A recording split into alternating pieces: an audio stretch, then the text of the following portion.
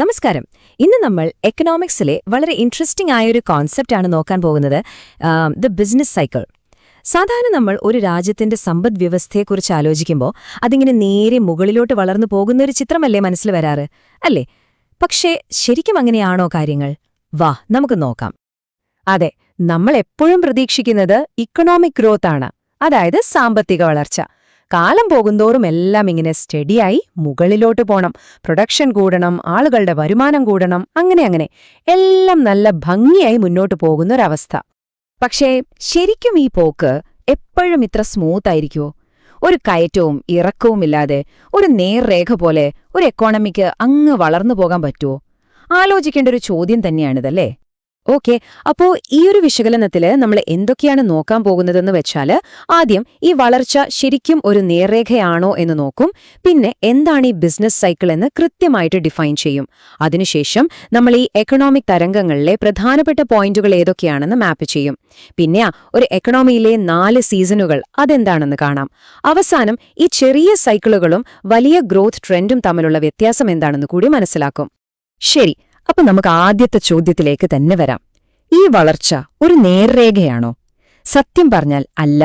ഒരു ഇക്കോണമിയുടെ വളർച്ച എന്ന് പറയുന്നത് ഒരു നേർരേഖയേക്കാൾ ഉപരി നമ്മുടെ കാലാവസ്ഥ പോലെയാണ്. ചിലപ്പോൾ നല്ല തെളിച്ചമുള്ള വെയിലായിരിക്കും, ചിലപ്പോൾ നല്ല മഴയായിരിക്കും, ചിലപ്പോൾ ഒരു മ്ലാനത. അങ്ങനെയുള്ള ഈ കയറ്റിറക്കങ്ങൾ, അതാണ് യഥാർത്ഥ ചിത്രം. ഇത് ഒന്നുകൂടി സിമ്പിളായിട്ട് മനസ്സിലാക്കാൻ നമുക്ക് ഈ ഒരു ഉദാഹരണം നോക്കാം, അല്ലേ? ഒരു രാജ്യത്തിന്റെ GDP 5 വർഷം കൊണ്ട് എങ്ങനെ മാറുന്നുവെന്ന് നോക്കിക്കേ. ഒന്നാമത്തെ വർഷം 100 കോടി. ഓക്കെ, രണ്ടാമത്തെ വർഷം അത് 105 കോടിയായി, നല്ല വളർച്ച. പക്ഷെ മൂന്നാമത്തെ വർഷം നോക്കും, അത് 102 കോടിയായിട്ട് ചെറുതായിട്ടൊന്ന് കുറഞ്ഞു. 4ാം വർഷമായപ്പോഴേക്കും പിന്നെയും കുറഞ്ഞ് 98 കോടിയിലെത്തി. 5ാം വർഷം ആശ്വാസം, വീണ്ടും 103 കോടിയായിട്ട് മുകളിലേക്ക് വന്നു. അപ്പൊ അതിന് എന്ത് മനസ്സിലായി? വളർച്ച ഒരു നേർരേഖയല്ല, മറിച്ച് ഇത്തരം കയറ്റങ്ങളും ഇറക്കങ്ങളും നിറഞ്ഞ ഒന്നാണെന്ന് വ്യക്തമല്ലേ?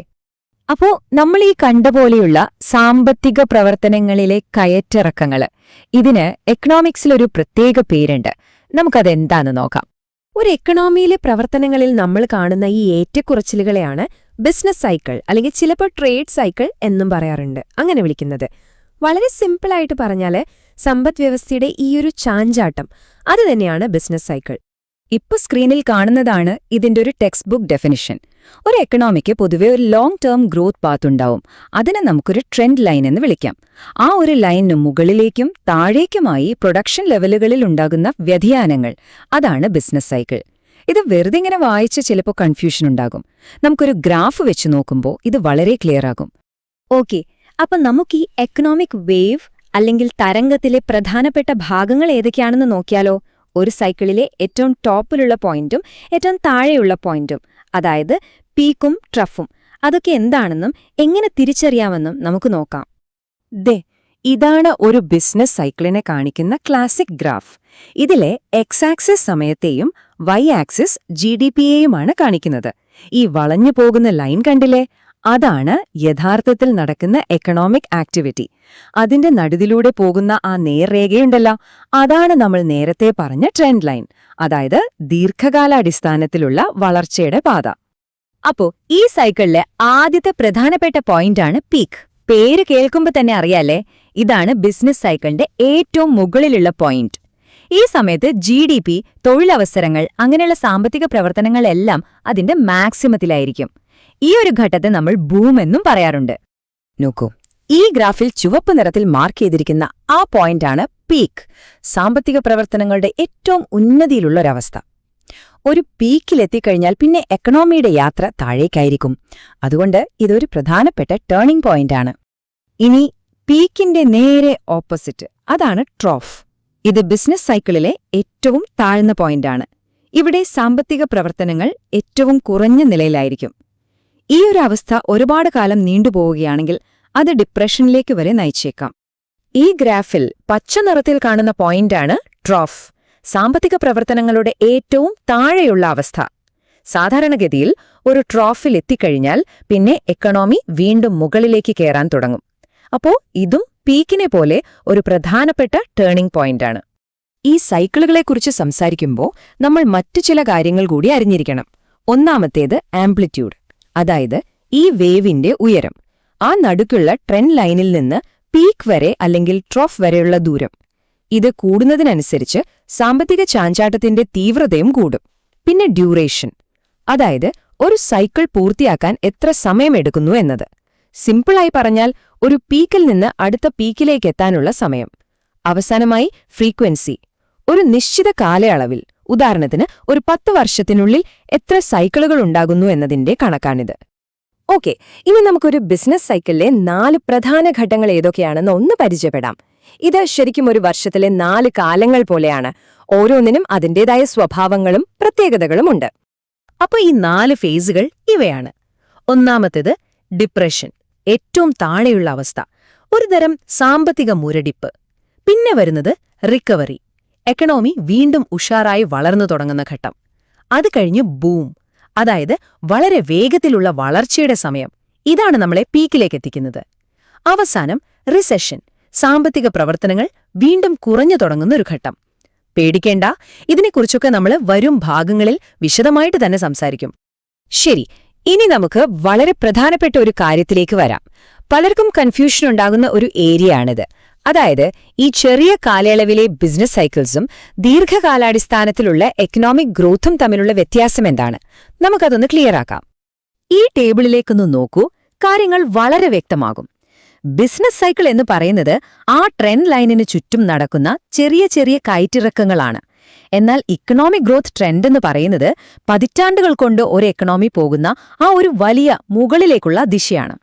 ബിസിനസ് സൈക്കിളിൽ നല്ല കാലവും ബൂം, മോശം കാലവും റിസഷനും ഒക്കെ ഉണ്ടാകാം. പക്ഷേ ഗ്രോത്ത് ട്രെൻഡ് കാണിക്കുന്നത് ആ രാജ്യത്തിന്റെ ഉൽപ്പാദനശേഷി മൊത്തത്തിൽ എങ്ങനെ കൂടുന്നു എന്നതാണ്. നമ്മൾ ഇത്രയും നേരം ഈ സൈക്കിളിനെക്കുറിച്ചൊക്കെ പറഞ്ഞു അല്ലേ? അപ്പൊ നിങ്ങളുടെ മനസ്സിൽ സ്വാഭാവികമായും ഒരു ചോദ്യം വരും, എന്തിനാണ് ഈ സൈക്കിളുകൾ ഉണ്ടാവുന്നത്? എന്തുകൊണ്ട് ഒരു എക്കണോമിക്ക് ഒരു കുഴപ്പവുമില്ലാതെ സ്റ്റഡി ആയിട്ടൊന്ന് വളർന്നു പോയിക്കൂടാ? അതിന് ഒരുപാട് കാരണങ്ങളുണ്ട്. ചില ഉദാഹരണങ്ങൾ പറഞ്ഞാൽ, ഭാവിയെക്കുറിച്ചൊരു ഉറപ്പില്ലായ്മ വരുമ്പോ ആളുകളും കമ്പനികളും പണം മുടക്കാൻ മടിക്കും. അത് വളർച്ചയെ ബാധിക്കും. അതുപോലെ പുതിയ കണ്ടുപിടുത്തങ്ങൾ, അതായത് ക്രിയേറ്റീവ് ഡിസ്ട്രക്ഷൻ കുറയുമ്പോൾ എക്കണോമിക് സ്റ്റക്കാവാം. ചില സമയത്ത് ഗവൺമെന്റ് തന്നെ പണപ്പെരുപ്പം നിയന്ത്രിക്കാൻ വേണ്ടി ചില നടപടികൾ എടുക്കുമ്പോൾ അത് താൽക്കാലികമായി വളർച്ച കുറച്ചേക്കാം. ഇതൊന്നും കൂടാതെ നമ്മൾ ഒട്ടും പ്രതീക്ഷിക്കാത്ത പ്രകൃതി ദുരന്തങ്ങളോ യുദ്ധങ്ങളോ ഒക്കെ വന്നാലും ഇത്തരം ഏറ്റക്കുറച്ചിലുകൾ ഉണ്ടാകാം. ഈ ഒരു ആശയം മുഴുവനായിട്ട് ഈ ഒരു വാചകത്തിൽ സംഗ്രഹിച്ചിട്ടുണ്ട്. അതായത് സമ്പദ്വ്യവസ്ഥകൾ എപ്പോഴും ഏറ്റവും നല്ല അവസ്ഥയായ ബൂമിനും ഏറ്റവും മോശം അവസ്ഥയായ ഡിപ്രഷനുമിടയിൽ ഇങ്ങനെ ആടിക്കൊണ്ടിരിക്കും. ഈ ചാഞ്ചാട്ടം അത് എക്കണോമിയുടെ ഒരു അടിസ്ഥാന സ്വഭാവം തന്നെയാണ്. അപ്പോ ഇന്ന് നമ്മൾ എന്താണ് ബിസിനസ് സൈക്കിൾ എന്നും അതിലെ പ്രധാനപ്പെട്ട ഭാഗങ്ങൾ ഏതൊക്കെയാണെന്നും ഒരു ബേസിക് ഐഡിയ ഉണ്ടാക്കിയെടുത്തു. ഇനി അടുത്ത ഭാഗത്തിൽ നമ്മൾ ഈ സൈക്കിളിലെ ഏറ്റവും നിർണായകമായ ഒരു ഘട്ടത്തിലേക്ക് കടക്കുകയാണ്, ഡിപ്രഷൻ. അതിനെക്കുറിച്ച് നമുക്ക് വിശദമായിട്ട് തന്നെ സംസാരിക്കാം. അപ്പോ അടുത്ത ഭാഗത്തിൽ കാണാം. നമസ്കാരം. ഒരു മനുഷ്യന് ഡിപ്രഷൻ വരുന്നതുപോലെ തന്നെ ഒരു സമ്പദ്വ്യവസ്ഥയ്ക്കും ഡിപ്രഷൻ വരാം. അതായത് ആത്മവിശ്വാസമൊക്കെ പൂർണ്ണമായി നഷ്ടപ്പെട്ട് സാധാരണ പ്രവർത്തനങ്ങളെല്ലാം തന്നെ നിലച്ചുപോകുന്ന ഒരു തരം തളർച്ച. നമ്മളെപ്പോഴും കേൾക്കുന്നൊരു കാര്യമാണല്ലേ ഒരു സമ്പദ്വ്യവസ്ഥ ഡിപ്രഷനിലാണെന്ന്. പക്ഷേ എന്താണ് അതുകൊണ്ട് ശരിക്കും അർത്ഥമാക്കുന്നത്? ഈ ഗുരുതരമായ സാമ്പത്തിക അവസ്ഥയെ നമുക്ക് കുറച്ചുകൂടി അടുത്തുനിന്ന് മനസ്സിലാക്കാൻ ശ്രമിക്കാം. ശരി, അപ്പോൾ നമുക്ക് ഏറ്റവും അടിസ്ഥാനപരമായ കാര്യത്തിൽ നിന്ന് തന്നെ തുടങ്ങാം. എന്താണൊരു സാമ്പത്തിക ഡിപ്രഷൻ? ഈ സാമ്പത്തിക തളർച്ചയുടെ അവസ്ഥയെക്കുറിച്ച് നമുക്ക് കൂടുതൽ അറിയാം. വളരെ സിമ്പിളായിട്ട് പറഞ്ഞാല് ഡിപ്രഷൻ എന്ന് പറയുന്നത് കഠിനവും ഒരുപാട് കാലം നീണ്ടു നിൽക്കുന്നതുമായ ഒരു സാമ്പത്തിക തകർച്ചയാണ്. ഇതിന്റെ പ്രധാന ലക്ഷണങ്ങൾ എന്തൊക്കെയാണെന്ന് വെച്ചാൽ, ഡിമാൻഡ് തീരെയില്ലാത്തൊരവസ്ഥ, സാധനങ്ങളുടെ വില തുടർച്ചയായി താഴോട്ടു പോകുന്നത്, അതായത് ഡിഫ്ലേഷൻ, പിന്നെ ലക്ഷക്കണക്കിന് ആളുകൾക്ക് തൊഴിലില്ലാതാവുന്നത്. ഇതൊരു സാധാരണ സാമ്പത്തിക മാന്ദ്യമല്ല, അതിനേക്കാൾ എത്രയോ മടങ്ങ് ഗുരുതരമായൊരവസ്ഥയാണ്. അപ്പോ ഇത്രയും വലിയ ഒരു തകർച്ചയുടെ തുടക്കം എവിടെ നിന്നാണ്? സാധാരണയായി സമ്പദ്വ്യവസ്ഥയ്ക്ക് താങ്ങാൻ പറ്റാത്ത ഒരു വലിയ ഷോക്ക് വരുമ്പോഴാണ് ഇത് തുടങ്ങുന്നത്. ഒരു ഡോമിനോ വീണ് ബാക്കിയുള്ളതിനെയെല്ലാം മറിച്ചിടുന്നതുപോലെ ഒരു കാര്യമാണ് ഇതിനെല്ലാം തുടക്കമിടുന്നത്. അതാണ് ആഗ്രിഗേറ്റ് ഡിമാൻഡിലെ തകർച്ച. ഒരു സമ്പദ്വ്യവസ്ഥയിൽ ആളുകളും ബിസിനസ്സുകളും ഗവൺമെന്റുമെല്ലാം കൂടി സാധനങ്ങൾക്കും സേവനങ്ങൾക്കുമായി ചിലവഴിക്കുന്ന മൊത്തം തുകയാണ് നമ്മൾ ആഗ്രിഗേറ്റ് ഡിമാൻഡ് എന്ന് പറയുന്നത്. ഈ ഡിമാൻഡിൽ പെട്ടെന്നുണ്ടാകുന്ന ഭീകരമായ ഒരു ഇടിവിലാണ് എല്ലാം തുടങ്ങുന്നത്. അതായത് ആളുകൾ പണം ചിലവഴിക്കുന്നത് ഏതാണ്ട് പൂർണ്ണമായി നിർത്തുന്ന ഒരവസ്ഥ. ഇതിന്റെ പിന്നിലുള്ള സൈക്കോളജി വളരെ പ്രധാനമാണ്. ആളുകൾക്ക് വിപണിയിലുള്ള വിശ്വാസം നഷ്ടപ്പെടുന്നു. സാധനങ്ങളുടെ വില ഇനിയും താഴോട്ടു പോകുമെന്ന് അവർ ചിന്തിക്കാൻ തുടങ്ങും. അപ്പോ ഇപ്പോ വാങ്ങിയാൽ നഷ്ടമാണ്, കുറച്ചുകൂടി കഴിഞ്ഞ് വില കുറയുമ്പോൾ വാങ്ങാം എന്ന് കരുതി എല്ലാവരും പണം കയ്യിൽ വയ്ക്കും. ഇത് ഡിമാൻഡ് വീണ്ടും കുറയ്ക്കും. അങ്ങനെ അവസ്ഥ കൂടുതൽ വഷളാകും. ഡിമാൻഡിലുണ്ടാകുന്ന ഈ തകർച്ച പേപ്പറിലെ കണക്കുകളിൽ മാത്രം ഒതുങ്ങുന്ന ഒന്നല്ല. അതെങ്ങനെയാണ് സാധാരണ ഫാക്ടറികളെയും അവിടുത്തെ തൊഴിലാളികളെയും ബാധിക്കുന്നതെന്ന് നോക്കാം. ഇതാണ് പ്രതിസന്ധിയുടെ യഥാർത്ഥ ആഘാതം. ആലോചിച്ചു നോക്കൂ, ആരും സാധനങ്ങൾ വാങ്ങാനില്ലെങ്കിൽ പിന്നെ ഫാക്ടറികൾ തുറന്നുവെച്ചിട്ട് കാര്യമില്ലല്ലോ. മെഷീനുകൾ ഓഫാകും, ഫാക്ടറികൾ നിശ്ശബ്ദമാകും, ഉൽപ്പാദനം പൂർണ്ണമായി നിലയ്ക്കും. ഇത് വലിയ തോതിലുള്ള ഐഡിൽ കപ്പാസിറ്റിയിലേക്ക് നയിക്കും. അതായത് കോടിക്കണക്കിന് രൂപ മുടക്കിയുണ്ടാക്കിയ ഫാക്ടറികളും മെഷീനുകളും ഒന്നും ചെയ്യാൻ പറ്റാതെ വെറുതെ ഇടേണ്ടി വരുന്നു. ഇതിന്റെ ഒരു ഭീകരത മനസ്സിലാക്കാൻ ഒരു കണക്കു നോക്കാം. 1929 മഹാമാന്ദ്യത്തിന്റെ സമയത്ത് വെറും 4 വർഷം കൊണ്ട് അമേരിക്കയുടെ മൊത്തം ഉൽപ്പാദനത്തിൽ വന്ന ഇടിവ് -33%. ഒന്നോർത്തു നോക്കൂ, രാജ്യത്തെ മൊത്തം ഉൽപ്പാദനത്തിന്റെ 1/3 ഇല്ലാതായി. ഉത്പാദനം നിന്നാൽ പിന്നെ സ്വാഭാവികമായും ആളുകൾക്ക് ജോലി നഷ്ടപ്പെടും. 1933 അമേരിക്കയിലെ തൊഴിലില്ലായ്മ നിരക്ക് 25%. അതായത് രാജ്യത്തെ 4 പേരെ എടുത്താൽ അതിൽ ഒരാൾക്ക് യാതൊരു വരുമാനവുമില്ലാത്ത അവസ്ഥ. ഇത് ആ പ്രതിസന്ധിയുടെ ഭയാനകമായ മാനുഷിക മുഖം നമുക്ക് കാണിച്ചു തരുന്നുണ്ട്. ഈ പ്രതിസന്ധി ഫാക്ടറികളിൽ മാത്രം ഒതുങ്ങി നിൽക്കില്ല. വളരെ പെട്ടെന്ന് തന്നെ അത് സാമ്പത്തിക മേഖലയിലേക്കും പടരും. ഇത് കൂടുതൽ ആഴത്തിലുള്ള പുതിയ പ്രശ്നങ്ങൾക്ക് തുടക്കമിടും. സമ്പദ്വ്യവസ്ഥയുടെ ജീവനാഡിയായ ബാങ്കിംഗ് സംവിധാനത്തിന് എന്ത് സംഭവിക്കുമെന്ന് നോക്കാം. എല്ലായിടത്തും പേടി പടരുമ്പോൾ ആളുകൾക്ക് ബാങ്കുകളിലുള്ള വിശ്വാസം നഷ്ടപ്പെടും. അവർ തങ്ങളുടെ പണം തിരികെ കിട്ടില്ല എന്ന് ഭയന്ന് ബാങ്കുകളിലേക്ക് ഓടിച്ചെന്ന് പണം പിൻവലിക്കാൻ തുടങ്ങും. ഇതിനെയാണ് ബാങ്ക് റൺ എന്ന് പറയുന്നത്. ഇത് താങ്ങാനാവാതെ ബാങ്കുകൾ ഓരോന്നായി പൊളിയും. അതോടെ ജനങ്ങളുടെ ജീവിതകാലത്തെ സമ്പാദ്യം മുഴുവൻ നഷ്ടമാകും. പിടിച്ചു നിൽക്കുന്ന ബാങ്കുകളോ അവരാർക്കും ലോൺ കൊടുക്കാതെ പണം പൂട്ടിവെക്കും. ഈ ക്രെഡിറ്റ് ഫ്രീസ് കാരണം ബിസിനസ് ചെയ്യാനോ വീട് വയ്ക്കാനോ ഒന്നിനും ആർക്കും പണം കിട്ടാത്തൊരവസ്ഥ വരും. നമ്മളെല്ലാവരും എപ്പോഴും കേൾക്കുന്നൊരു വാക്കാണ് റിസെഷൻ. ഈ ഡിപ്രഷനും റിസെഷനും തമ്മിൽ എന്താണ് വ്യത്യാസം? ഇത് പലർക്കുമുള്ളൊരു സംശയമാണ്. നമുക്ക് അതൊന്ന് ക്ലിയർ ചെയ്യാം. അപ്പോൾ വ്യത്യാസം ഇതാണ്. റിസെഷൻ എന്ന് പറയുന്നത് ഡിമാൻഡിലുണ്ടാവുന്ന ഒരു താൽക്കാലികമായ കുറവാണ്. അവിടെ ഉൽപ്പാദനം ഒന്ന് പതുക്കിയാകും. എന്നാൽ ഡിപ്രഷൻ എന്ന് പറയുന്നത് ഡിമാൻഡിന്റെ ഒരു സമ്പൂർണമായ തകർച്ചയാണ്. ഉൽപ്പാദന കേന്ദ്രങ്ങൾ അടച്ചുപൂട്ടേണ്ടിവരും. റിസെഷനിൽ ചിലപ്പോൾ കമ്പനികൾ ചിലവ് ചുരുക്കാൻ കുറച്ചുപേരെ ഒഴിവാക്കും. പക്ഷെ ഡിപ്രഷനിൽ കമ്പനിക്ക് നിലനിൽക്കാൻ വേണ്ടി തന്നെ ആളുകളെ കൂട്ടത്തോടെ പിരിച്ചുവിടേണ്ടിവരും. അതുകൊണ്ടുതന്നെ ഡിപ്രഷൻ കൂടുതൽ കഠിനവും അനിയന്ത്രിതവുമായ ഒരു അവസ്ഥയാണ്. ഇനി നമുക്ക് വീണ്ടും ഇതിന്റെ ആ സൈക്കോളജിക്കൽ വശത്തേക്ക് വരാം. കാരണം സാമ്പത്തിക കണക്കുകൾക്കപ്പുറം മനുഷ്യന്റെ പേടിയാണ് ഡിപ്രഷനെ ഒരു വിഷമവൃത്തത്തിൽ അല്ലെങ്കിൽ ഒരു കെണിയിൽപ്പെടുത്തുന്നത്. ഈ ഉദ്ധരണി ഇതിന്റെ കാതൽ പറയുന്നുണ്ട്. അതായത് വരാൻ പോകുന്നൊരു വലിയ ദുരന്തത്തെക്കുറിച്ചുള്ള ഭയം അത് ആളുകളെ പണം ചെലവാക്കുന്നതിൽ നിന്ന് പിന്തിരിപ്പിക്കും. അവരെ കൂടുതൽ കൺസർവേറ്റീവാക്കും. നാളെയെക്കുറിച്ചുള്ള ഈ പേടി കാരണം ഇന്നത്തെ സാമ്പത്തിക പ്രവർത്തനങ്ങളെല്ലാം പൂർണ്ണമായും മരവിച്ചുപോകും. ആരും പണം ചിലവഴിക്കാനോ നിക്ഷേപം നടത്താനോ ധൈര്യപ്പെടില്ല. ആ വിഷമവിത്തം എങ്ങനെയാണ് പ്രവർത്തിക്കുന്നതെന്ന് നോക്കൂ. സ്റ്റെപ്പ് 1, ആളുകൾ ഭാവിയെ ഓർത്ത് പേടിച്ച് പണം ചെലവാക്കുന്നത് നിർത്തുന്നു. സ്റ്റെപ്പ് 2, ആരും ഒന്നും വാങ്ങാത്തതുകൊണ്ട് ബിസിനസ്സുകൾ തകരുന്നു, തൊഴിലാളികളെ പിരിച്ചുവിടുന്നു. സ്റ്റെപ്പ് 3, തൊഴിലില്ലായ്മയും ബിസിനസ് തകർച്ചയും കൂടുമ്പോൾ ആളുകളുടെ പേടി വീണ്ടും കൂടുന്നു. സ്റ്റെപ്പ് 4, ഇത് വീണ്ടും ചിലവ് കുറയ്ക്കാൻ പ്രേരിപ്പിക്കുന്നു. ഈ സൈക്കിൾ ഇങ്ങനെ ആവർത്തിച്ച് പ്രതിസന്ധിയെ കൂടുതൽ കൂടുതൽ ആഴത്തിലേക്ക് കൊണ്ടുപോകുന്നു. എന്നാൽ ഒരു കാര്യമുണ്ട്. ഒരു സമ്പദ്വ്യവസ്ഥയ്ക്ക് ഇങ്ങനെയൊരു ജീവച്ഛവം പോലെ എക്കാലത്തും തുടരാൻ സാധിക്കില്ല. ഈ ഘട്ടം എത്ര വിനാശകരമാണെങ്കിലും ഇത് ശാശ്വതമല്ല. സത്യത്തിൽ ഈ തകർച്ചയുടെ ഏറ്റവും താഴ്ന്ന അവസ്ഥ തന്നെയാണ് ഒരു തിരിച്ചുവരവിനുള്ള സാഹചര്യങ്ങൾ ഒരുക്കുന്നതും. അപ്പോൾ ഒന്ന് ആലോചിച്ചു നോക്കൂ. സമ്പദ്വ്യവസ്ഥ പൂർണ്ണമായും നിശ്ചലമാണ്. ഫാക്ടറികൾ അടഞ്ഞുകിടക്കുന്നു, ബാങ്കുകൾ അടച്ചിട്ടിരിക്കുന്നു. ഇതിന് എന്നേക്കുമായി ഇങ്ങനെ തുടരാൻ സാധിക്കില്ല. അപ്പോൾ ഭയത്തിന്റെ ഈ ദുഷിച്ച വലയത്തെ എന്താണ് തകർക്കുന്നത്? എങ്ങനെയാണ് ഒരു സമ്പദ്വ്യവസ്ഥ ഈ ഡിപ്രഷനിൽ നിന്ന് കരകയറുന്നത്? ആ ചോദ്യം നിങ്ങൾക്കായി വിടുന്നു. എല്ലാവർക്കും നമസ്കാരം. നിങ്ങൾക്കറിയാവോ, നമ്മുടെ സമ്പദ്വ്യവസ്ഥയൊക്കെ എപ്പോഴും ഒരുപോലെ നിൽക്കുന്ന ഒന്നല്ല. അതിങ്ങനെ കേറിയും ഇറങ്ങിയുമിരിക്കും, ഒരു സൈക്കിൾ പോലെ. ഇന്ന് നമ്മൾ ആ സൈക്കിളിലെ ഏറ്റവും ത്രില്ലിങ്ങും എന്നാൽ അതേസമയം ഏറ്റവും അപകടം പിടിച്ചതുമായ ഒരു ഘട്ടത്തെക്കുറിച്ചാണ് സംസാരിക്കാൻ പോകുന്നത്. സാമ്പത്തിക കുതിപ്പ്, അല്ലെങ്കിൽ നമ്മൾ പറയുന്ന ബൂം. അപ്പോൾ നോക്കൂ, ഒരു ബിസിനസ് സൈക്കിളിന് പ്രധാനമായും 4 ഘട്ടങ്ങളുണ്ട്. നമ്മളെന്ന് ഫോക്കസ് ചെയ്യുന്നത് അതിലെ ഏറ്റവും പീക്ക് ലെവലിലാണ്. അതാണ് ബൂം. ഈ സമയത്താണ് ഒരു രാജ്യത്തിന്റെ സാമ്പത്തിക വളർച്ച അതിന്റെ ഉച്ചസ്ഥായിയിലെത്തുന്നത്.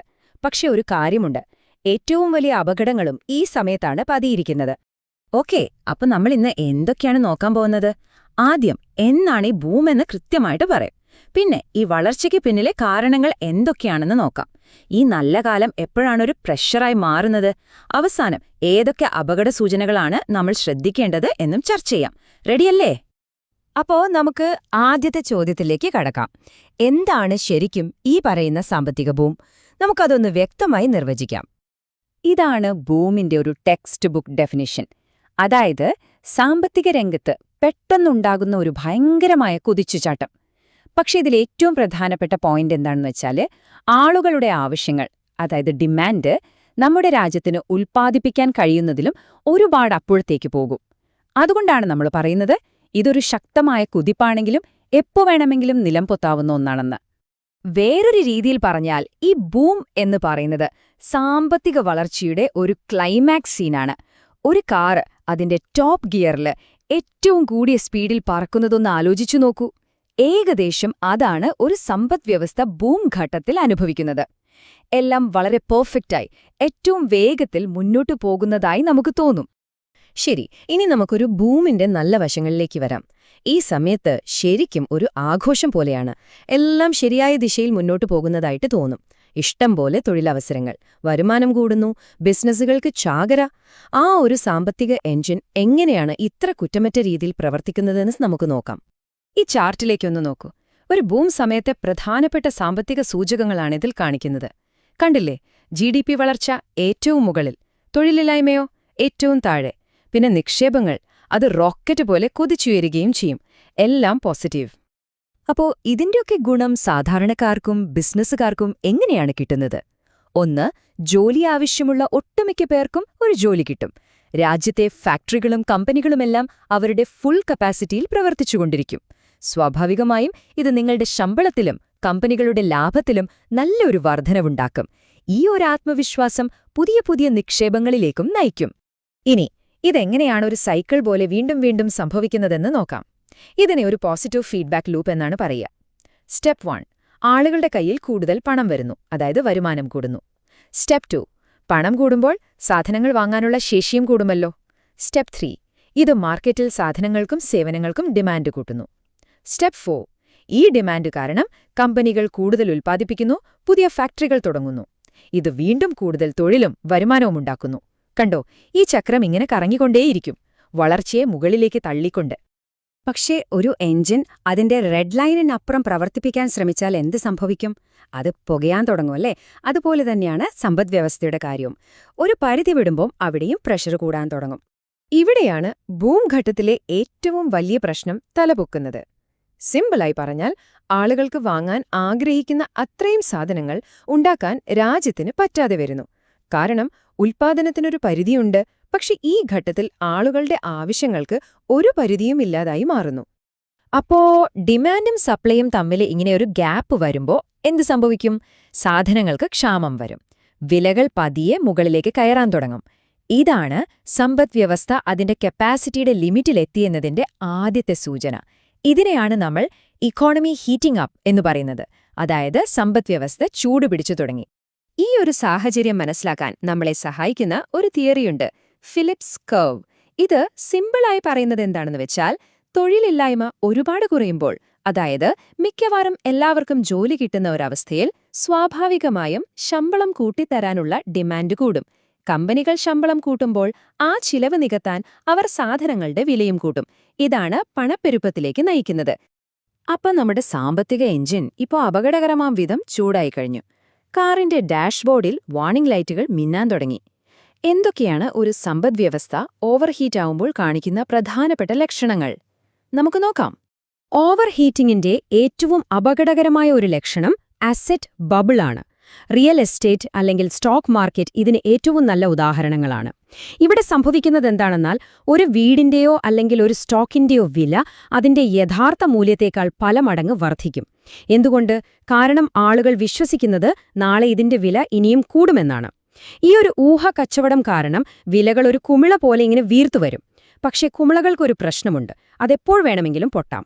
ചരിത്രം നമ്മളെ പഠിപ്പിക്കുന്നത് എന്താണെന്ന് വെച്ചാൽ ആളുകളുടെ ഈ ഒരു ആത്മവിശ്വാസവും പ്രതീക്ഷയും മാത്രം വെച്ച് മുന്നോട്ടു പോകുന്ന ഈ കുതിപ്പ് വളരെ ദുർബലമാണ്. ഒരു ചീട്ടുകൊട്ടാരം പോലെയാണത്. സാമ്പത്തിക രംഗത്ത് ചെറിയൊരു മോശം വാർത്ത വന്നാൽ മതി ആളുകളുടെ ആത്മവിശ്വാസം മുഴുവൻ നഷ്ടപ്പെടാൻ. അത് സംഭവിച്ചാൽ പിന്നെ തകർച്ച വളരെ വേഗത്തിലായിരിക്കും. അപ്പോ നമുക്ക് ഈ അപകട സൂചനകൾ ഒന്ന് ചുരുക്കി പറയാം. 1. പണപ്പെരുപ്പം കൂടിക്കൊണ്ടേയിരിക്കും, അതായത് നിങ്ങളുടെ കയ്യിലെ പണത്തിന്റെ വില കുറയും. 2. ഡിമാൻഡും സപ്ലൈയും തമ്മിലുള്ള വിടവ് വളരെ വ്യക്തമായി കാണാൻ സാധിക്കും. കടകളിൽ സാധനങ്ങൾ കിട്ടാനില്ലാത്ത അവസ്ഥ വരും. 3. പുതിയ ബിസിനസ്സുകൾ തുടങ്ങാൻ ലോൺ കിട്ടാനൊക്കെ ബുദ്ധിമുട്ടാകും. 4. വീടിനും ഓഹരിക്കുമൊക്കെ യാതൊരു അടിസ്ഥാനവുമില്ലാതെ വില കുതിച്ചുയരും. ഇതെല്ലാം ഒരേ കാര്യത്തിലേക്കാണ് വിരൽ ചൂണ്ടുന്നത്: ഈ പാർട്ടി അധികകാലം നീണ്ടുനിൽക്കില്ല. കാരണം ഒരു ഭൂം ഒരിക്കലും എന്നേക്കുമായി നിലനിൽക്കില്ല. ആ എഞ്ചിൻ അതിന്റെ പരമാവധി ചൂടിലെത്തുമ്പോൾ പിന്നെ എന്ത് സംഭവിക്കും? ആ കുതിപ്പിവിടെ അവസാനിക്കും. സ്വാഭാവികമായും ബിസിനസ് സൈക്കിളിന്റെ അടുത്ത ഘട്ടത്തിലേക്ക്, അതായത് ഒരു തിരുത്തലിലേക്കോ അല്ലെങ്കിൽ മാന്ദ്യത്തിലേക്കോ ആയിരിക്കും അത് നമ്മളെ കൊണ്ടുപോകുന്നത്. എല്ലാവർക്കും നമസ്കാരം. നമ്മളിന്ന് സംസാരിക്കാൻ പോകുന്നത് ബിസിനസ് സൈക്കിളിലെ വളരെ നിർണായകമായൊരു ഘട്ടത്തെപ്പറ്റിയാണ്: സാമ്പത്തിക മാന്ദ്യം അഥവാ റിസഷൻ.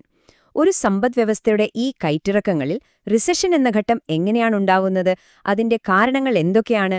ഒരു രാജ്യം മാന്ദ്യത്തിലാണോ എന്ന് നമുക്ക് എങ്ങനെ തിരിച്ചറിയാം? ഇതെല്ലാം നമുക്കിന്ന് വിശദമായിട്ട് തന്നെ നോക്കാം.